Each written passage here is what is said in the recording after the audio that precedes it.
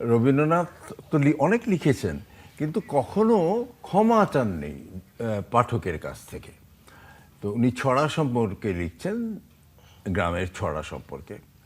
তো লিখতে লিখতে এক জায়গায় লিখছেন, আমি পাঠকের কাছ থেকে ক্ষমা চেয়ে নিচ্ছি যে আমি যে ছড়াগুলো লিখছি সেগুলো কিছুতেই সঠিক হচ্ছে না, আমি পারছি না লিখতে, কারণ সেই স্নেহময়ী মায়ের কণ্ঠ তো আমি দিতে পারছি না, শোনাতে পারছি না।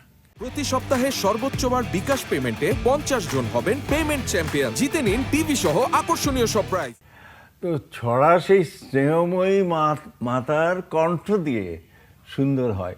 রবীন্দ্রনাথ একটি জায়গায় মাত্র ক্ষমা চেয়েছেন এই ছড়া লিখতে গিয়ে, যে তিনি ওই মাতৃস্নেহের কণ্ঠস্বর মিলে এই ছড়াগুলো যে কিরকম হয় মাঝে মিষ্টি করে ছড়া কাটেন, সেটি পাচ্ছেন না। হ্যাঁ, সেই ওই যে আমি মানে ক্ষমা চাইছি, এই কথাটাই তো সাংঘাতিক বিরাট, জি। যে কত সুন্দর হলে, কত মানে অসাধারণ হলে এটা রবীন্দ্রনাথ বলতে পারে, আমি ব্যক্ত করতে পারছি না। জি